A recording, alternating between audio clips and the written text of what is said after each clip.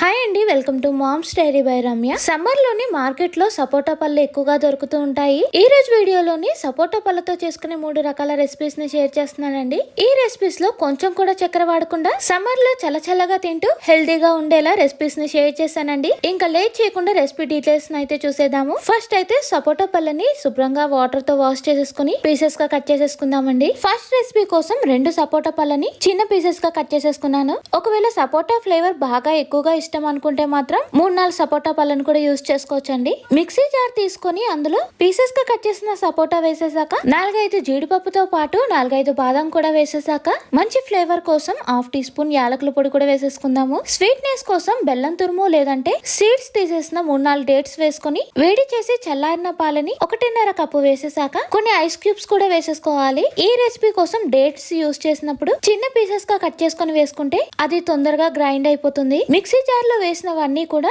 ఎక్కడ పలుకులు లేకుండా మెత్తగా గ్రైండ్ చేసేసుకోవాలి. గ్రైండ్ చేసిందంతా కూడా గ్లాస్ లో వేసేసుకొని కొన్ని నట్స్ తో పాటు నచ్చితే కొన్ని సపోటా పీసెస్ కూడా స్ప్రింకిల్ చేసుకుంటే హెల్దీ ఇంకా టేస్టీగా సపోటా మిల్క్ షేక్ రెడీ అయిపోతుంది. ఈ మిల్క్ షేక్ ని చల్లగా అప్పటికప్పుడు తాగితే బాగుంటుంది. ఫస్ట్ రెసిపీ అయితే సపోటా మిల్క్ షేక్ చూసేసాం కదండి. ఇంకా సెకండ్ రెసిపీ కోసం మిక్సీ జార్ తీసుకొని 2 సపోటా పళ్ళని పీసెస్ గా కట్ చేసుకొని మిక్సీ జార్ లో వేసేసుకోవాలి. నేను ఇక్కడ 2 సపోటా పళ్ళని మాత్రమే యూజ్ చేశానండి. సపోటా ఫ్లేవర్ నచ్చితే 3 కూడా వేసుకోవచ్చు. ఇందులో కొంచెం కూడా వాటర్ వేయకుండా సపోటాని అంతా కూడా మెత్తగా గ్రైండ్ చేసేసుకోవాలి. సపోటాని అంతా గ్రైండ్ చేశాక ఇందులోనే రూమ్ టెంపరేచర్ లో ఉన్న పాలని 1 కప్పు వేసుకోవాలండి. ఈ రెసిపీ కోసం కొబ్బరి పాలు లేదంటే ఆల్మండ్ మిల్క్ లేదంటే రోజు వాడే పాలను కూడా యూజ్ చేసుకోవచ్చండి. ఈ రెసిపీలో స్వీట్నెస్ కోసం హనీని వేస్తున్నాను. ఆల్రెడీ సపోటా పళ్ళు కొద్దిగా తీయగా ఉంటాయి కాబట్టి స్వీట్నెస్ అనేది మన టేస్ట్ కు తగ్గట్టు అడ్జస్ట్ చేసుకుంటూ హనీని వేసుకోవచ్చండి. కొంచెం హనీని కూడా వేసేసాక ఈ రెసిపీ ఇంకొంచెం ఫ్లేవర్ గా ఉండటం కోసం 1 టీ స్పూన్ వెనిలా ఎసెన్స్ వేస్తున్నానండి. వెనిలా ఎసెన్స్ వేసేసాక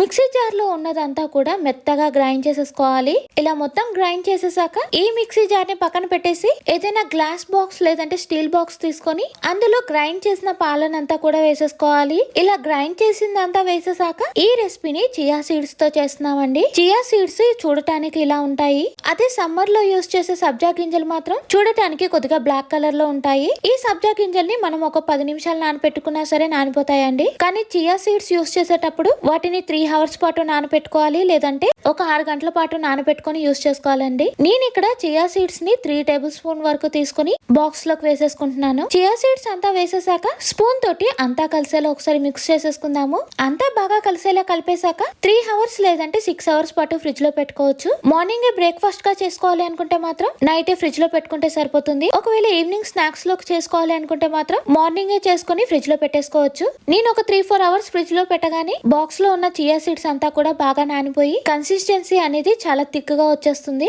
ఒక 3 అవర్స్ పాటు ఫ్రిడ్జ్ లో పెట్టేస్తున్నానండి. కన్సిస్టెన్సీ చాలా థిక్ గా ఉంది అని అనిపిస్తే మాత్రం కొద్దిగా పాలను వేసుకొని మనకి నచ్చిన కన్సిస్టెన్సీలో అడ్జస్ట్ చేసుకోవచ్చండి. నేను ఇక్కడ ఇంకా ఎక్స్ట్రా పాలేమీ యూజ్ చేయలేదండి. 1 కప్పు పాలతో కన్సిస్టెన్సీ సరిపోయింది అని అనిపించింది. ఇలా చియా సీడ్స్ మొత్తం నానిపోయాక దీని మీద మనకి నచ్చిన నట్స్ ని స్ప్రింకిల్ చేసుకోవచ్చు. నేను ఇక్కడ పంప్కిన్ సీడ్స్ స్ప్రింకిల్ చేశాక కొన్ని దానిమ్మ గింజలు కూడా స్ప్రింకిల్ చేసుకుంటున్నాను. దానిమ్మ గింజలతో పాటు కొన్ని సపోటా ముక్కలు పెట్టేసుకొని పై నుండి కొద్దిగా హనీని కూడా వేసేస్తున్నాను. అంతే అండి, ఎంతో హెల్తీగా టేస్టీగా సపోటా ఫ్లేవర్ తో చియా సీడ్ పుడ్డింగ్ కూడా రెడీ అయిపోయింది. ఇది తింటున్నప్పుడు మంచి సపోటా ఫ్లేవర్ తోటి అక్కడక్కడ నట్స్ ఫ్రూట్స్ తగులుతూ చల్లగా బాగుంటుంది. ఇంకా థర్డ్ రెసిపీ వచ్చేసి పిల్లలకి బాగా నచ్చుతుందండి. సపోటా అంటే ఇష్టపడిన పిల్లలకి మాత్రం ఈ రెసిపీని ట్రై చేయొచ్చు. ఈ రెసిపీ కోసం మొత్తం నేను 5 సపోటా పళ్ళని తీసుకున్నాను. 5 సపోటా పళ్ళని ఇలా చిన్న పీసెస్ గా కట్ చేసేసాక ఈ బౌల్ ని పక్కన పెట్టేసుకుని ఈ రెసిపీ కోసం 1/2 కప్పు జీడిపప్పుని నానబెట్టేసానండి. ఈ 1/2 కప్పు జీడిపప్పుని నైటే నానబెట్టుకోవచ్చు లేదంటే అప్పటికప్పుడు చేసుకోవాలి అనుకుంటే మాత్రం వేడి నీళ్ళు వేసి 15 నిమిషాలు నానబెట్టినా సరే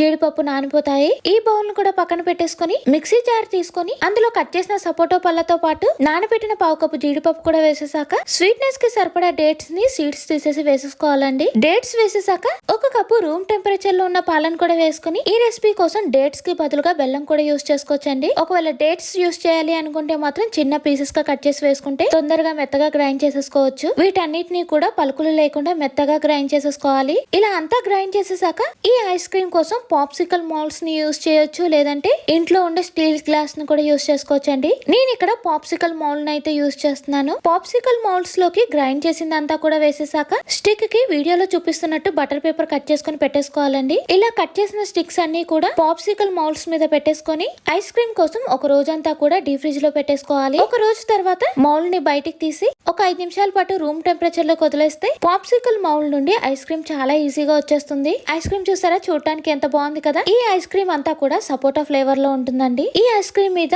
కొద్దిగా మెల్ట్ చేసిన చాక్లెట్ తో పాటు నట్స్ తో డెకరేట్ చేసేసుకుందాము. అంతే అండి, ఇంట్లోనే హెల్తీగా సపోటా ఐస్ క్రీమ్ కూడా రెడీ అయిపోయింది. ఈ రోజు వీడియోలో షేర్ చేసిన రెసిపీస్ అన్ని కూడా మీకు నచ్చాయని అనుకుంటున్నానండి. ఈ వీడియో నచ్చితే తప్పకుండా లైక్ చేసి మీ ఫ్రెండ్స్ అండ్ ఫ్యామిలీ మెంబర్స్ కి షేర్ చేయండి. ఇంకో మంచి వీడియోతో మళ్ళీ కలుద్దాం. Thank you for watching. Bye bye.